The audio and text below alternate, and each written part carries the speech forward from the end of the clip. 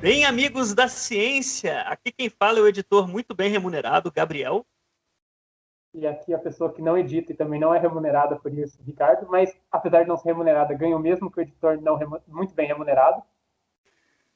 E nós estamos aqui para só mais uma opinião sobre ciência. O quadro onde a gente comenta algumas notícias que a gente achou relevante. Isso é completamente do nosso senso, o que a gente achou relevante, que saiu nos sites de notícias de ciência. Especificamente um site, né, Ricardo?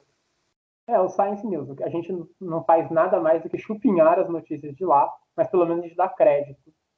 E hoje, como a gente é bastante parcial, a gente vai falar só sobre astronomia, porque nós somos astrônomos. Porque a gente chegou e prometeu na outra vez que não ia falar sobre astronomia nem Covid. E conseguiu cumprir a promessa, e agora voltamos. A diversidade, pelo menos a diversidade de notícias aqui, ela não existe. Tá certo. Mas antes de apresentar as nossas notícias e começar a discutir, vamos vender o nosso jabá, senhor Ricardo. Maravilha. Nós somos originalmente um podcast, só mais um podcast sobre ciência. A gente começou um novo calendário de podcast. Agora a gente solta os nossos podcasts a cada 15 dias. A gente usa a plataforma Anchor para ancorar os podcasts e a partir do Anchor ele é distribuído para outras plataformas como Spotify, Google Podcast, Apple Podcast e várias outras plataformas. Se você quiser interagir com a gente, você pode seguir a gente lá no Instagram em @fm1psc ou então vai no Facebook e segue a gente por lá. A gente tem um grupo e uma página, é só procurar por só mais um podcast sobre ciência. A gente pede, né, para dar preferência um pouco para o grupo, isso porque a política de notificação do Facebook ela beneficia o grupo e não a página. Nós também, como vocês podem ver, temos um canal no YouTube onde a gente grava as nossas opiniões sobre algumas notícias científicas. Então, se você gosta da iniciativa, gosta da ideia, por favor, ajude a gente, dá aquela força, né? Compartilhando o vídeo, se inscrevendo no canal, curtindo se você gostou, descurtindo se você não gostou, deixe seu comentário. A gente tem o maior prazer em ler. E eu acho que é isso. É isso. Então, Ricardo, hoje nós vamos falar sobre Planeta 9. Grande Planeta 9. E eu vou já começar aqui falando que, tipo, depois que eu li a notícia, eu quero apresentar desse jeito. A gente vai falar sobre a blogueirinha em Marte, cara. Pior, o rover, né, o rover Perseverance da NASA, que pousou em Marte e, como diriam os mais novos, né, chegou causando. Na verdade, agora eu fiquei parecendo o Nelson Rubens dando aquelas entradas do TV Fama, né? Ok, veja, blogueirinha Perseverance. Chega causando em Marte. Não. Desculpa aí quem teve que ouvir essa imitação pobre de Nelson Rubens. E qual você quer começar? Tanto faz, a gente pode começar com a do Planeta 9, né? Primeiro explicando um pouquinho sobre a teoria do Planeta 9, tá? A gente não está falando de Plutão, por favor. A ideia, o Planeta 9, até então, ele é um corpo teórico, tá? Ele não foi observado ainda, por enquanto ele é só teórico. A ideia é que ele seria um outro planeta do nosso sistema solar, um planeta que estava ali, né, entre os planetas gigantes, isso lá no início da sua formação, e que, por causa de algumas instabilidades, foi enviado, né, foi expulso dessa região e foi mandado lá para a parte externa do nosso sistema solar. Esse planeta, né, ele teria coisa de 10 vezes a massa da Terra, então seria uma super Terra, né, algo entre uma Terra e um Netuno. Tá? Não se tem mais informações sobre isso, né? Fica mais ou menos por isso mesmo.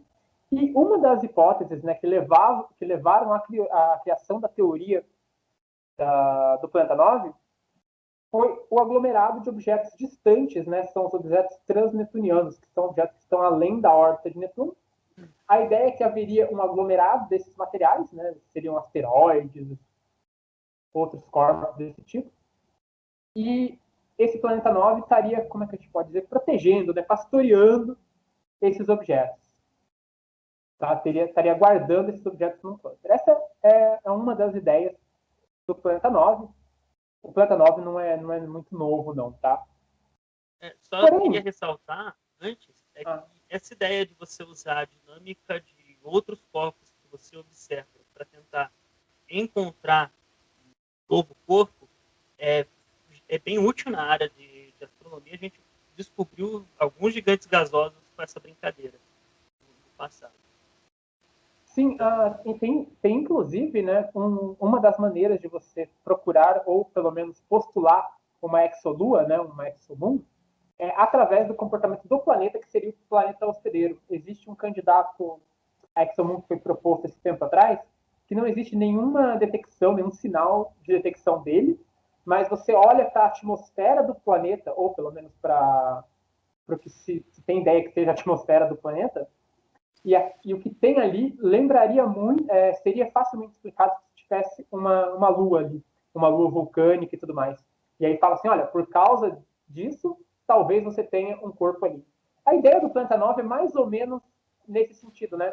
Se a gente tem esse cluster, né, esse grupo de objetos transneptunianos, que a gente pode chamar agora de TNOs, acho que fica mais fácil, se você teria esse grupo, faria sentido você ter o Planeta 9, e o Planeta 9 estaria protegendo esse grupo. E, bom, a ideia, né, desse planeta não é nova, como eu falei, ela não é que surge, mas ela ganha bastante notoriedade só em 2014, ou em 2014, né, quando dois astrônomos, né, o Trujillo e o Scott Shepard, eles relatam, né, essa coleção de corpos, né, que seriam os TNOs. E aí eles já começam a dar um pouco dessa ideia do planeta 9 estar ali ou não. Só que aí em 2016, dois astrônomos da Caltech, né, lá na Califórnia, nos Estados Unidos, o Mike Brown e o Konstantin Batygin, eles usam 6 objetos transneptunianos, tá? Então eles realmente pegaram ali as características desses objetos, desses TNOs, para refinar as propriedades, refinar o que seriam as propriedades desse planeta 9. Tentar usar a dinâmica desses 6 TNOs que eles encontraram, né, que eles observaram, para poder estimar o que estava acontecendo com esse possível planeta 9. E foi aí que eles encontraram que o planeta 9 estaria a quase 500 ou 600 unidades astronômicas. Só para referência, né, uma unidade astronômica é a distância entre o Sol e a Terra. Então estaria ali a 500 vezes essa distância. Bem ali na parte exterior do nosso sistema solar, né? Então essa era uma ideia, né, era uma teoria. Só que agora, né, foi feita uma análise de 14 TNOs, então um pouco maior do que a análise anterior, e se mostrou que não há nenhuma evidência para essa aglomeração, para esse cluster de TNOs. E isso derruba um pouco a principal razão para se acreditar no planeta 9. Essa pesquisa é liderada pelo K.J. Napier, tá, da Universidade de Michigan, e ela foi postada no Archive. O Archive é lá o site para você colocar a sua pesquisa. Foi postada agora em fevereiro de 2021, mas ele já está aceito para publicação na Planetary Science Journal. Então quer dizer que não é só um draft que está lá, né? Já é um artigo que vai ser publicado. Só explicando um pouquinho o trabalho do Napier. O Napier e os colegas deles combinaram observações de 3 repositórios diferentes, o Dark Energy Survey, o Outer Solar System Origins Survey e a pesquisa original conduzida pelo Trujillo e pelo Shepard. Eles avaliaram, como eu comentei, né, 14 TNOs, que é mais do que o dobro do que foi analisado no estudo do Brown e do Batygin. E todos esses objetos, né, todos esses 14, residiam entre 233 e 1560 unidades astronômicas. Então, bem lá no fundo mesmo, né? Qual foi a ideia deles? Eles pegaram 10 bilhões de clones de TNOs, vamos dizer assim, e distribuíram esses clones aleatoriamente por todo o Sol. Por todo o céu. E aí, a partir dessa distribuição aleatória, eles fizeram ali a integração numérica deles e verificaram se, por acaso, as posições correspondiam ao que a gente deveria realmente ver. E o que aconteceu foi que elas correspondiam. Ou seja, trocando em miúdos, quer dizer, não tem nenhuma evidência de uma aglomeração. Tanto faz você aglomerar os TNOs numa determinada região, ou você simplesmente espalhar eles aleatoriamente. Então quer dizer que as duas coisas levam para o mesmo lugar. Inclusive o Napier, né, ele comenta, né? Foi realmente olhar exatamente o que a gente achava que ia acontecer. Bom, o próprio Napier, né, fala, né, que isso não necessariamente significa que o Planeta 9, a ideia, né, a hipótese de Planeta 9 morreu. Porém, é um golpe, é bastante sentido, porque era a principal motivação para você ter o Planeta 9.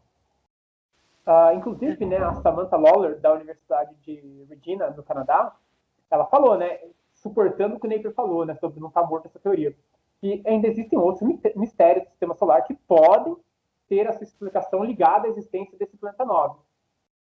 Mas, mesma coisa, ela ressalta aí que realmente esse era um dos pontos em que se pegava. Por exemplo, né, só última coisa, né, por exemplo, outros mistérios que o planeta 9 poderia ajudar a explicar seriam alguns objetos que estão mais distantes do sistema solar terem órbitas inclinadas em relação aos planetas. Ou, por exemplo, de onde vêm os protocometas, né, os centauros. Tudo isso aí vinha no pacote do Planeta 9, incluindo a possibilidade de clustering, né? Você ia comentar alguma coisa? Não, você quer começar a abrir os comentários ou... Não, é porque não morreu por aí, né? Tipo, o Napier soltou esse artigo obviamente repercutiu, e os autores, né, pelo menos um dos autores do artigo lá de 2016, ele veio falar sobre, né? Você quer que Ok. eu possa emendar? Tá.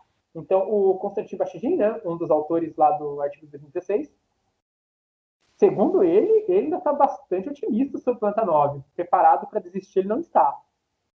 E é engraçado porque eu já ouvi algumas palestras do Batidin e ele é uma pessoa bem ilustrativa. Então, tudo que ele fala, ele gosta de dar um exemplo. E, em geral, são exemplos bem infantis sobre. Mas ele compara, né, o argumento do Napier, né, de que não existe um cluster, mas uma distribuição aleatória. Ele diz o seguinte, que o argumento dele, do Napier, é o mesmo que você vê um grupo de ursos na floresta. Se você vê um bando de urso no leste, você pode pensar que tem uma caverna de urso lá. Porém, o que o Napier está dizendo é que os ursos estão ao todo redor, porque a gente não verificou todos os lugares. Então, trocando em miúdos, o Baixinho está falando o seguinte, ó, a gente está observando um bando de ursos ali no leste. E a gente está falando, ó, tem uma caverna ali. O que o Napier fala é, olha, existem ursos em todos os lugares porque a gente não verificou todos os lugares. E segundo o Batigin, esse salto lógico você não pode dar tão simplesmente assim. Eu achei muito legal a analogia. É legal fazer a analogia, mas a analogia está muito mal feita. Para mim, concorre contra, na real. Tipo, continue. O próprio Batidin fala, né, que o estudo, aliás, que as evidências do Planta 9 devem aparecer nas órbitas de objetos estáveis que são estáveis ao longo de bilhões de anos. Enquanto que o estudo do Napier, ele fica contaminado por objetos instáveis, corpos que podem ter sido perturbados por Netuno. E aí esses corpos perderam sua posição nesse cluster, né, nesse aglomerado. Ou ainda que são corpos que estão ali simplesmente saindo, né, deixando o nosso sistema solar. De novo, ele usa um exemplo, né, nas palavras, ou numa tradução do que ele falou, né, que se você mistura sujeira com seu sorvete, você vai sentir principalmente o gosto da sujeira, e não do sorvete. Ele quer ganhar um argumento nas analogias. Pelo amor de Deus. É boa a analogia dele, eu gosto da analogia dele. É horrível, horrível. Independente, né, se você é contra ou a favor da teoria do Planeta 9, é um consenso que a gente precisa encontrar novos TNOs para poder justamente julgar, porque a gente está falando de uma pesquisa de 2016 que usou 6 TNOs para calibrar a teoria do Planeta 9 e depois, agora, né, para counterar essa pesquisa se usaram 14, que ainda é muito pouco, né? Um desses, um dos meios, né, para a gente observar mais TNOs, ou pode observar mais TNOs, é o Observatório Vera Rubin, no Chile. Esse observatório tem capacidade para encontrar assim, algumas centenas de TNOs, isso quando ele quando ele entrar de fato em funcionamento só em 2023, né? Então a gente vai ouvir falar bastante ainda da teoria do planeta 9. A gente tem um colega, inclusive, que trabalha com isso, né? Uma das primeiras pessoas que eu ouvi falar de TNOs foi um pesquisador do Rio, se não me engano. Eu não vou citar o nome dele aqui porque eu não tenho totalmente certeza do que eu estou falando, só para não dar o crédito errado, né? Mas ele participou de uma banca minha e ele foi um dos primeiros a surgir com essa ideia de eu acho que tem um outro planeta por aí. E, inclusive, ele conduz alguns trabalhos, né? Falando um pouquinho da dinâmica, da possível dinâmica desse planeta 9. Bem legal os artigos, assim, para dar uma opinião de fato e de direito sobre isso, a gente tem que estar realmente por dentro do que está rolando, né? Eu acho que qualquer opinião que a gente vai dar, que é uma opinião bem pessoal mesmo, de quem leu por cima esses trabalhos, nesses comentários. Só fazer esse pequeno disclaimer. Ah, sim, sim, é porque a gente vai falar e tal, e pode ser coisas que mais específicas que a gente não está levando em consideração, porque a gente pegou a notícia completa de um site de divulgação científica e não leu diretamente os artigos e vários artigos Ele já relacionados. mastigou pra gente, né? Já mastigou Está pra bem gente. mastigado. Mas, assim, eu não gosto dessas analogias, porque a analogia está toda errada. Para mim, o problema já pega ali. Tipo, primeiro, essa analogia de americano de caverna de urso, cara, eu não sei se existe mesmo isso de tipo, sair um monte de urso de uma mesma caverna. Mas pegando essa ideia de analogia, tipo, ok, você tem você tá no meio da floresta, você jogou uma bala e veio uma fileira de formigas até a sua bala. E aí, essa fileira vinha do norte, que seja. E você postulou que no norte tem um formigueiro, ok? Uhum. E aí vem o cara, o que essa nova evidência mostra é que, na realidade, pode ser que essa fileira de formiga esteja fazendo várias voltas em volta de você, certo? Então, não necessariamente essa resposta você pode chegar e afirmar. Então, tipo, calma lá, né? Calma lá. Ele mostrou que basicamente pode ser que seja, pode ser que não seja, então, tipo, sabe? O próprio Napier, né? Ele fala na entrevista dele o seguinte, com o trabalho dele, você não pode descartar totalmente a teoria do planeta 9, mas que a partir do trabalho dele não existe nenhuma razão para você levar a teoria do planeta 9 em conta. Entendeu? Tipo, ó, não precisa descartar, mas ó, o meu trabalho diz que também não precisa levar em conta. E Então, e só basicamente o que sobre ele a está dizendo é o seguinte: olha, sei lá, a cesta estava na sala, e você dizia, a cesta está na sala porque, sei lá, quem deixou na sala.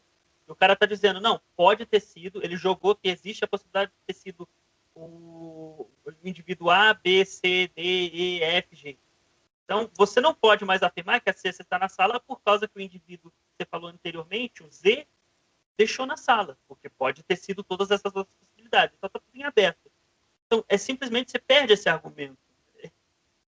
eu acho que é um assunto que a gente vai ouvir falar mais algumas vezes, tipo como foi a briga da Fosquina, sabe? Porque agora você vai ter, bom, como o Bastidinho já deixou bastante claro, ele provavelmente vai vir com algum artigo ou com algum report, alguma coisa nesse sentido, né? Alegando o contrário, né? Alegando justamente em favor do Planta 9, em favor do clustering e tudo mais. E aí fica a questão, né? Aí depois que vier esse artigo, provavelmente o grupo do Napier vai rebater. Aí a gente vai ficar nesse bate e volta até que se chegue realmente a um denominador um pouco mais comum, né? Mas assim, se por um lado o artigo do Napier mostra, né, que não existe ou que não existe nenhum favorecimento, nenhum indício, né, dessa aglomeração de TNOs em termos da região, né, esse clustering que eu estou falando, por outro lado, né, como a outra pesquisadora falou, o Planta 9 não é exclusivamente baseado nisso, né, é um dos problemas que ele resolveria, mas você tem outras características, né, outros mistérios, né, que a gente chamou do sistema solar que podem ser revelados. Tudo dinâmico, sabe? Agora, bora fazer simulação numérica para ver o que acontece. A primeira coisa ele fazer é ele mostrar que não tem como, com o sistema que a gente conhece, manter a reserva que se encontrou de novo, porque aparentemente esse que era o problema deixou de ser um problema com as simulações feitas agora. Mas é isso. Ciência é assim, tipo, a gente tem que tentar ir palpando, a gente está no meio do escuro com uma lanterna pequenininha, então a gente tem que tentar ir descobrindo aos pouquinhos. Né? Por isso que é muito complicado. É muito importante esses avanços, porque são passos que se dá, mas certezas nunca se tem. Sim. Provavelmente, né, com a descoberta de novos TNOs, eles vão conseguir acompanhar um pouco mais a órbita desses bichinhos aí. E aí sim vão poder começar a fazer outras simulações, e aí quanto mais objetos você tem, mais calibrada vai ficar a sua simulação, né? É que é engraçado, porque o título do artigo, ele dá uma provocada boa, sabe? O título do artigo do Napier, né, numa tradução livre, seria nenhuma evidência para aglomeração orbital em objetos em TNOs extremos, né, objetos bem afastados. E essa questão de não sem evidências, aí você bate diretamente na teoria do 39, né? Mas é isso. Saber vender o peixe, né, bicho? Saber vender o peixe. O americano sabe fazer isso muito bem. Muito melhor que a gente, por exemplo. Mas bora para a próxima? Bora para a próxima. Vamos falar da nossa blogueirinha mecânica nossa... que chegou em Marte, tirando foto de cada passo que dava, gravando som. Vamos falar sobre isso. Literalmente isso. Se você quer imaginar como foi a chegada do rover Perseverance em Marte, é só você imaginar aquela pessoa que chega numa festa e começa. Ela chega na festa filmando ela, aí ela começa a tirar fotos de todo mundo do lado. É esse tipo de pessoa. Foi a rover Perseverance, tá? Bom, a equipe, né, da NASA, que toma conta do projeto da Perseverance, ele divulgou agora, dia 19 de fevereiro, dia 19 de fevereiro, algumas das primeiras imagens do pouso do rover em Marte, tá? Incluindo algumas fotos da superfície marciana, o que é sempre legal de ver. Apesar de a gente já ter visto várias fotos, é sempre legal ver de novo. Inclusive, tem uma. É foto que chama essa foto 360 graus? É uma foto, né? Sim, acho que é isso. Foto panorâmica. Isso, uma panorâmica. Perfeito, a panorâmica. Uma visão 360 graus assim da Perseverance, que é bastante legal. O rover, na verdade, as fotos incluem também fotos do rover pendurado abaixo do trem de pouso da espaçonave que jogou ele lá. E uma foto da espaçonave que deixou ele orbitando Marte. Então é bastante legal. Tem várias fotos, né? Tem foto, inclusive, do paraquedas dela abrindo. Tem bastante coisa. Bom, isso marcou o início da missão Perseverance. O objetivo da missão é explorar um antigo delta do rio chamado de cratera Jezero, em busca de sinais de vida antiga, tá? E também coletar a rocha para uma futura missão de retorno à Terra. Então, o objetivo da Perseverance não é necessariamente encontrar vida em Marte hoje, mas sim encontrar sinais de que houve vida em Marte em algum momento. Tá? A chegada da Perseverance, na verdade, termina um mês com várias chegadas em Marte. Então, além da Perseverance, chegaram em Marte nesse mês a Hope, que é a primeira missão interplanetária dos Emirados Árabes. A Hope entrou com sucesso na órbita de Marte no dia 9 de fevereiro. E também a Tianwen-1, que foi a primeira missão da China para Marte, que chegou no dia 10. Né? E também a ideia da Tianwen-1 é soltar um rover lá na superfície marciana. Logo, logo a gente pode fazer uma Copa Pistão em Marte, né? Eu sou já tem o totalmente a favor. Curiosity lá. Já tem a Curiosity, vai chegar a Tianwen, a Perseverance pousou. Cara, coloca todo mundo junto, risca ali uma linha de partida, uma linha de chegada e bora, sabe? O Curiosity e o como é que é? Perseverance. Eles não compensam, porque eles são feitos em cima do mesmo chassi, né? Sim, na verdade, a Perseverance é feita baseada na Curiosity, Inclusive, o sistema de pouso dela é muito parecido com o da Curiosity. A Curiosity está lá desde 2012. A diferença, né, a grande diferença é todo o equipamento de mídia que foi colocado na Perseverance. A Perseverance gravou a própria aterrissagem com câmeras dedicadas em vários ângulos diferentes e também com microfones, então foi possível ouvir o pouso dela. Então, que tem, né, na verdade, todas as câmeras. Então, enquanto a nave que transportava a Perseverance voava pela atmosfera marciana, 3 câmeras olhavam para o paraquedas. Quando a Perseverance saiu ali da plataforma, uma 4ª câmera registrou a descida do rover, então a câmera na plataforma registrando a descida do rover. Aí você tinha outra câmera no veículo espacial olhando para a plataforma e uma 6ª olhando para o solo. Então, tipo, olha para o rover, olha para a plataforma, olha para o solo. E claro, né, tinha as câmeras da própria Perseverance que estavam olhando o tempo todo, olhando inclusive o paraquedas abrindo. É engraçado, né? Tudo isso é muito engraçado porque os sinais demoram tipo cerca de 11 minutos para viajar entre Marte e Terra. Então, na verdade, os engenheiros não viram, né, o filme da aterrissagem em tempo real, né? Teve um delay de 11 minutos. Então, para quem pensou, não, eles estão apontando essas 3 câmeras para o paraquedas, que é para ter certeza que está tudo funcionando, que aí qualquer coisa corrigir. Não, não era por isso, não ia adiantar nada. E pior ainda, né? Porque os engenheiros não estavam muito preocupados com essas imagens, né? Não era prioridade para eles. O que eles queriam era garantir que o rover estivesse saudável quando chegasse lá embaixo, porque tem todo esse risco, né? Não adianta nada você ter filmado o negócio todo, chegar lá e ele foi destruído quando teve impacto com a superfície. Mas não, então os primeiros dados foram justamente para ver se estava tudo funcionando, ver se estava os equipamentos, né, os equipamentos científicos estavam todos funcionando. E aí depois, sim, chegaram os dados com os vídeos de pouso e todas as outras coisas. Como eu falei, a Perseverance ela carrega o microfone para gravar o áudio. Ela gravou o áudio inédito do pouso dela. Então você pode ouvir tudo isso. E ao contrário das câmeras de pouso, né, essas câmeras de pouso já foram desligadas, os microfones continuarão funcionando. Então a equipe consegue manter um pouco do controle da saúde do veículo, pode ver quando o veículo por acaso bater em alguma coisa, ou se o motor dele começar a fazer um barulho diferente. E pra gente, o interessante é que a gente vai ouvir um pouquinho do vento de Marte. É muito legal que os engenheiros colocaram um microfone para fazer trabalho de mecânico de carro no negócio, porque é para ouvir o motor, como é que tá funcionando, se tá pegando ali num dente, pá.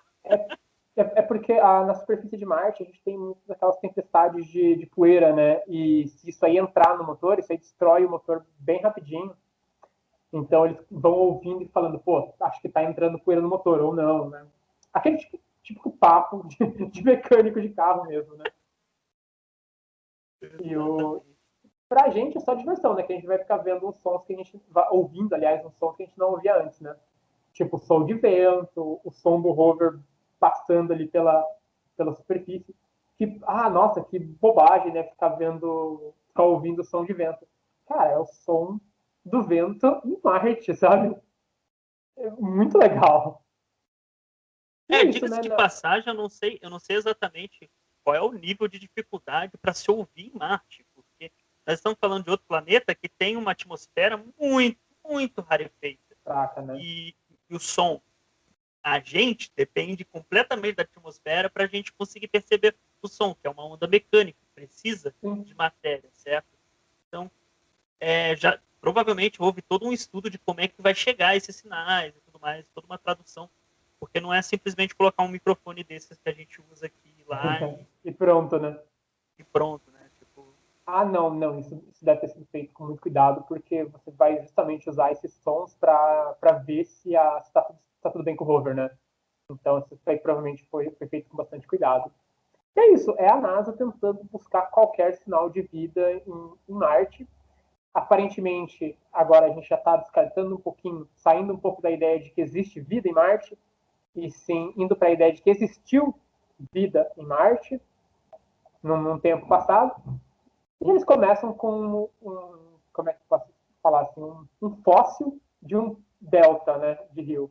Então começa bem, né? Começa procurando um lugar onde realmente se ouve vida, é por lá que a gente vai ver. Sim. Bacana. Enquanto a gente não pode ir para outros exoplanetas possivelmente habitáveis, é o máximo que a gente pode fazer. Sim. Na realidade, é interessante também, porque até o artigo fala alguma coisa sobre preparação para missões para Marte, para voltar para Marte e tudo mais. É sempre muito importante, porque sempre tem aquela ideia de terraformar Marte. Porque mesmo que a gente ache vida em outro planeta, não vai dar para chegar lá. É mais fácil a gente transformar Marte num planeta vivente. É muito legal, né, quando a gente começa a falar, por exemplo, de exoplanetas em específico, né, que são planetas em outros sistemas solares, e a gente fala, pô, tem esse sistema aqui que tem um planeta habitável, o planeta tem mais ou menos o tamanho da Terra, possivelmente tem água e está exatamente na zona habitável ali da estrela dele. Ok, mas esse planeta está longe pra caramba, bicho, está em outro sistema solar. A gente não consegue chegar lá. Esses dias, inclusive, eu dei uma palestra sobre exoplanetas e me perguntaram, né, o que eu achava, ou melhor, se eu acreditava em vida em outros sistemas, ou quais seriam as condições. E a verdade é que a resposta é não sei. Não sei e não saberei por muito tempo. Porque não existe nem, diferentemente do Interestelar, né, do filme, não existe qualquer previsão. Assim, qualquer data que alguém falar para você, olha, em determinado ano a gente vai provavelmente estar chegando no exoplaneta, mandando a missão. Ah, tá errado. Sabe, não existe previsão nenhuma. Qualquer número que alguém te falar, seja ele alto ou baixo, está superestimado. Ou subestimado, sei lá, tá errado. Isso é importante. Então, enquanto Lembrando isso, a que gente vai para os lugares mais próximos, né? lembrando que Aproveitar para que a sonda mais longe que a gente tem mais longe da Terra ainda não saiu do nosso sistema. E foi lançada, ó, foi a Voyager 1, né? Se não me engano, a Voyager ela tá às vias de sair do sistema solar, não tá? Alguma coisa assim? Então, a Voyager 1, né, ela está a 22,6 bilhões de quilômetros de distância da Terra. A Voyager 2, que foi lançada ali 16 dias depois, ela está a 18,8 bilhões de quilômetros de distância da Terra. As duas atualmente estão numa região que a gente chama de meio interestelar médio. Algumas pessoas questionam o termo meio interestelar, né, alegando que as sondas ainda estão tecnicamente dentro do sistema solar. Tá certo? Mas outras pessoas já dizem que esse meio interestelar, na verdade, é o espaço entre o sistema solar e o outro sistema. Então, não é correto, ou, aliás, não está errado nem está certo dizer que a Voyager 1 já saiu do nosso sistema solar. Na verdade, ela está nesse meio interestelar que a gente não tem muita ideia de onde começa um e termina outro, né? ela ainda está em maior influência gravitacional, digamos assim, do Sol, mas ela já está num caminho onde daqui a pouco ela pode sim. É, é quase um caminho. É um caminho onde já não percebe mais muita coisa, né? Mas. E lembrando que elas foram lançadas em 77. Então, qualquer expectativa de vamos visitar um exoplaneta habitável está errada. Inclusive, se a pessoa falou planeta habitável, um exoplaneta habitável para você, você tem que questionar ela, tá, é habitável por quê? Porque existem como é que pode ser? Vários detalhes aí para definir uma coisa como habitável ou não. Mas nesse meio termo, né, a gente deu uma devagada. O máximo que a gente pode fazer é tentar ir para Marte, que é ali pertinho, ficar pesquisando um pouquinho da atmosfera de Vênus, que é o que dá para ver se tem fosfina lá, se não tem, e ficar especulando sobre isso. Eu acho engraçado se tivesse um marciano lá vivendo e olhando essas duas a sonda Curiosity e a Perseverance chegarem. Eu vou começar a chamar de perseverança daqui a pouco, é mais fácil. Porque. Ou palavrinha chata em inglês, velho.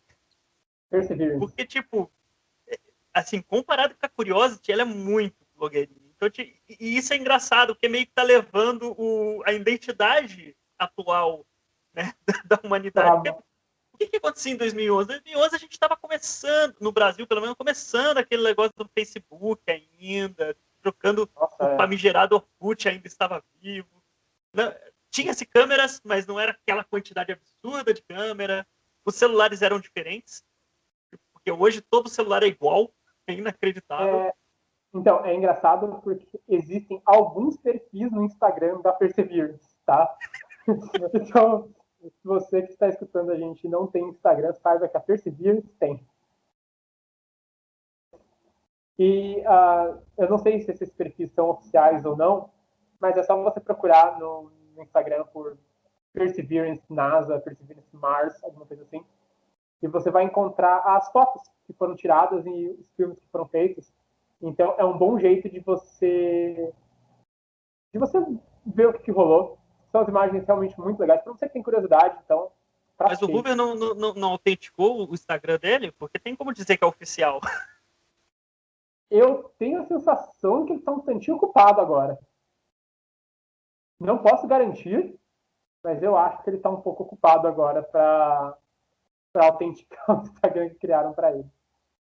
Mas enfim, Assim, a gente tudo mostra evolução, porque a primeira coisa quando a New Horizon estava chegando, estava começando a se ativar, a acordar, que ela foi, uma das primeiras coisas que ela fez foi tweetar, né?